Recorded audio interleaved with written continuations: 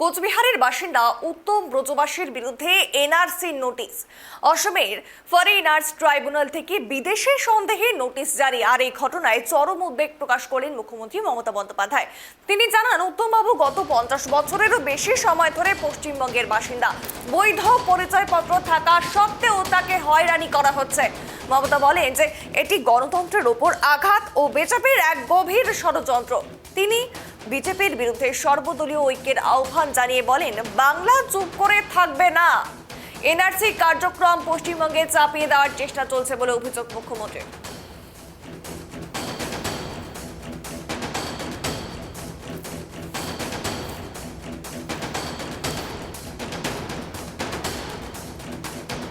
আরো একবার জানাবো, ঠিক যেই খবরের দিকে নজর রাখছিলাম, কোচবিহারের বাসিন্দা উত্তম ব্রজবাসীর বিরুদ্ধে এনআরসি নোটিশ। অসমের ফরেনার্স ট্রাইব্যুনাল থেকে বিদেশি সন্দেহে নোটিশ জারি। এই ঘটনায় চরম উদ্বেগ প্রকাশ করেন মুখ্যমন্ত্রী মমতা বন্দ্যোপাধ্যায়। এ নিয়ে আরো বিস্তারিত কথা বলবো। সরাসরি টেলিফোন লাইনে রয়েছে প্রতিনিধি দেবযানী বিষয়ে আর কি তথ্য আসছে, মুখ্যমন্ত্রী ঠিক কি বলেছেন? দেখো, আসাম থেকে বাংলায় আসা বাসিন্দাকে এনআরসির নোটিশ দেওয়া নিয়ে আজকে মুখ্যমন্ত্রী মমতা বন্দ্যোপাধ্যায় তিনি ফুঁসে উঠেছেন। তিনি আজকে সকালেই তার এক্স হ্যান্ডেলে একটি পোস্ট করেছেন এবং সেখানে কার্যত বিজেপি সরকারকে তিনি তুলোধনা করেছেন। সেখানে মমতা বন্দ্যোপাধ্যায় স্পষ্ট হুঁশিয়ারি দিয়েছেন যে ভারতবর্ষের সাংবিধানিক কাঠামোকে ধ্বংস করা হলে বাংলা কিন্তু চুপ করে বসে থাকবে না। এর বিরুদ্ধে বিজেপি যে বিরোধী রাজনৈতিক দলগুলো আছে তাদের একজোট হওয়ারও তিনি আহ্বান জানিয়েছেন। দেখো, আজকে এক্স হ্যান্ডেলে মুখ্যমন্ত্রী যেটা লিখেছেন সেটা কোট আনকোট আমি তোমাকে পড়ে শোনাচ্ছি। সেখানে তিনি লিখেছেন, বাংলা এবং ইংরেজি দুই ভাষাতেই তিনি এটা পোস্ট করেছেন। তিনি লিখেছেন, আমি হতবাক ও অত্যন্ত বিচলিত হয়েছি জেনে যে কোচবিহারের দিনহাটার বাসিন্দা রাজবংশী সম্প্রদায়ের উত্তম কুমার ব্রজবাসীকে অসমের ফরেনার্স ট্রাইব্যুনাল এনআরসি নোটিশ জারি করেছে। গত 50 বছরেরও বেশি সময় ধরে তিনি এই বাংলার বাসিন্দা। তার বৈধ পরিচয়পত্র থাকা সত্ত্বেও তাকে বিদেশি অবৈধ অনুপ্রবেশকারী সন্দেহ হয়রানি করা হচ্ছে। এটি আমাদের গণতন্ত্রের উপর একটি পরিকল্পিত আক্রমণ ছাড়া আর কিছুই নয়। এটি প্রমাণ করে যে অসমে ক্ষমতাসীন বিজেপি সরকার পশ্চিমবঙ্গে এনআরসি চাপিয়ে দেওয়ার চেষ্টা করছে, যেখানে তাদের কোনো ক্ষমতা বা অধিকার নেই। প্রান্তিক জনগোষ্ঠীকে ভয় দেখানো, ভোটাধিকার কেড়ে নেওয়া এবং নিশানা করা একটি পূর্ব পরিকল্পিত নোংরা চক্রান্ত চলছে। এই অসাংবিধানিক আগ্রাসন জনবিরোধী এবং এটি বিজেপির বিপজ্জনক ষড়যন্ত্রকে দিনের আলোর মতো স্পষ্ট করে দিচ্ছে যে গণতান্ত্রিক সুরক্ষাকে ধ্বংস করে বাংলার মানুষের পরিচয় মুছে ফেলার অপচেষ্টা চালাচ্ছে বিজেপি। সেই সঙ্গে তিনি হুঁশিয়ারি দিয়েছেন যে ভারতবর্ষের সাংবিধানিক কাঠামো ধ্বংস করা হলে বাংলা চুপ করে থাকবে না এবং এই যে বিজেপির এই বিভাজনমূলক এবং দমন পীড়নের বিরুদ্ধে প্রত্যেকটা বিরোধী দলের একজোট হওয়া উচিত এবং রুখে দাঁড়ানো উচিত।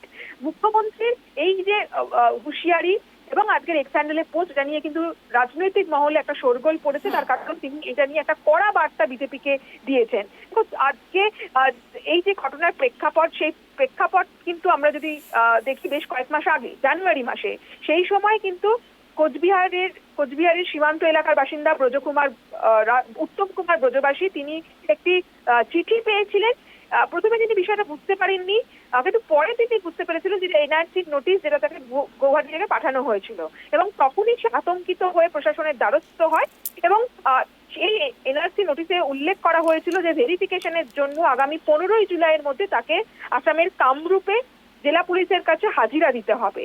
তারপরেই আমরা দেখেছিলাম যে সেটা উত্তরবঙ্গে কার্যত তোলপাড় পড়ে গেছিল, কোচবিহারের রাজনীতি তোলপাড় পড়ে গিয়েছিল এবং সম্প্রতি ভোটার তালিকা সংশোধনের ফর্ম দেখে মুখ্যমন্ত্রীও সতর্কবার্তা দিয়েছিলেন যে এই যে ফর্মে যে তথ্য চাওয়া হয়েছে সেটা এনআরসি এখানে লাগু করতে চাইছে কেন্দ্রীয় সরকার। এবং আজকে কিন্তু বিজেপি সরকারের বিরুদ্ধে মুখ্যমন্ত্রী কার্যত ফুঁসে উঠেছেন, গর্জে উঠেছেন। এবং এই নিয়ে বিরোধীদের তরফ থেকে কি কোনো প্রতিক্রিয়া পাওয়া গিয়েছে? দেখো, এখনো পর্যন্ত বিরোধীদের তরফ থেকে অন্য রাজনৈতিক দলের তরফ থেকে কোন রকম কোনো প্রতিক্রিয়া আসেনি। তবে বিজেপির এই যে সিদ্ধান্ত, এই যে এনআরসি নিয়ে তারা যে পদক্ষেপ করছে সেটা নিয়ে বাকি যে বিরোধী দলগুলো তারা ইতিমধ্যেই কিন্তু সোচ্চার হয়েছে, তারা এর প্রতিবাদ জানিয়েছে। আজকে মমতা বন্দ্যোপাধ্যায় কড়া বার্তা দিয়েছে, হুঁশিয়ারি দিয়েছে, যেটা 26-এর লোকসভা নির্বাচনের আগে একটা অন্যতম এ রাজ্যে ইস্যু হতে চলেছে বলেই কিন্তু রাজনৈতিক মহল মনে করছে।